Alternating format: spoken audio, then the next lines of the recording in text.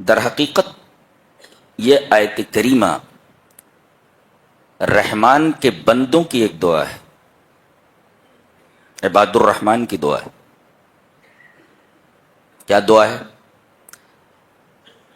یہ عباد الرحمن، رحمان کے بندے، یہ اپنی راتیں سجدوں اور قیام میں گزارتے ہیں، متہجد ہیں، سب تہجد گزار ہیں، اور یہ دعا مانگتے ہیں، والذین یقولون ربنا اصرف عنا عذاب جہنم، یہ کہتے ہیں کہ اے ہمارے رب ہم سے جہنم کے عذاب کو پھیر دے، دور کر دے، ان عذابها کان غراما، جہنم کا عذاب لپٹ جانے والا ہے، چمٹ جانے والا ہے۔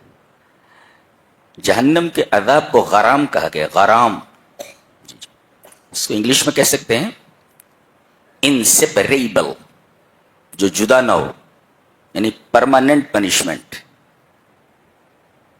چھٹکارے کا کوئی سوال ہی پیدا نہیں ہوتا۔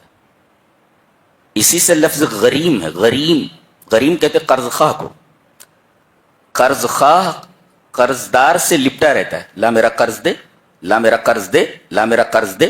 تو جس طریقے سے قرض خواہ قرضدار کا پیچھا نہیں چھوڑتا، ایسے ہی جہنم جہنمیوں کا پیچھا نہیں چھوڑے گی۔ یہ لفظ استعمال کیا گیا، غرام، قرآن حکیم ہے، اس کا اسلوب بیان حیرت انگیز ہے۔ تو یہ دعا عباد الرحمن کی، یہ جہنم سے پناہ کیوں مانگتے ہیں؟ اس وجہ سے کہ یہ جگہ انتہائی خوفناک ہے، اور اس جگہ کا جو مرکزی عذاب ہے وہ آگ ہے۔ سورہ ہمزہ میں اللہ نے ارشاد فرمایا، نار اللہ الموقدہ التی تطلع علی الافئدہ، یہ اللہ کی جلائی ہوئی آگ ہے، Allah's fire kindled، یہ اللہ کی جلائی ہوئی آگ ہے۔ کیا مطلب اللہ کی جلائی ہوئی آگ ہے؟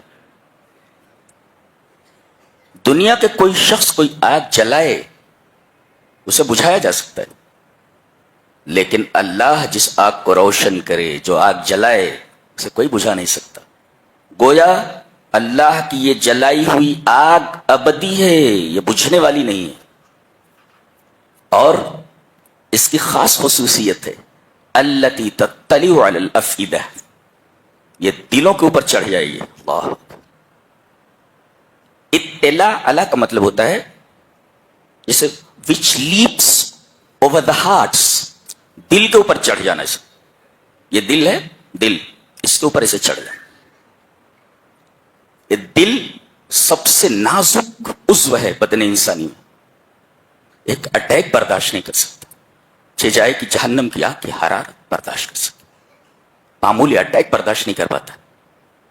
یہ دل چھ جائے کہ جہنم کی آگ اس کے اوپر چڑھ جائے، کتنی تکلیف ہو جاتی، یہ جھٹکا نہیں برداشت کر پاتا ہے دل، اس کو اٹیک کہتے ہیں۔ آگ اس کے اوپر چڑھ جائے، آدمی کو کتنی تکلیف ہوتی ہے، کتنی تکلیف، اندازہ نہیں لگایا جا سکتا۔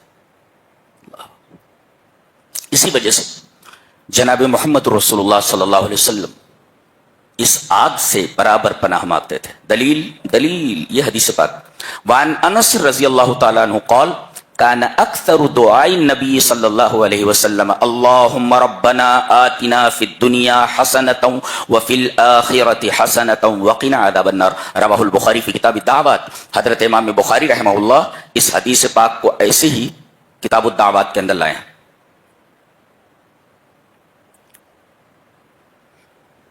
حضرت انس رضی اللہ تعالیٰ عنہ فرماتے ہیں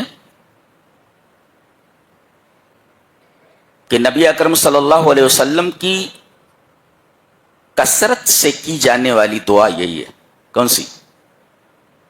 اللہم ربنا آتنا فی الدنیا حسنۃ وفی الآخرۃ حسنۃ وقنا عذاب النار، اے ہمارے رب ہمیں دنیا میں بھی بھلائی عطا فرما، آخرت میں بھی بھلائی عطا فرما، اور ہمیں جہنم کے عذاب سے، آگ کے عذاب سے بچا لے، وقنا عذاب النار۔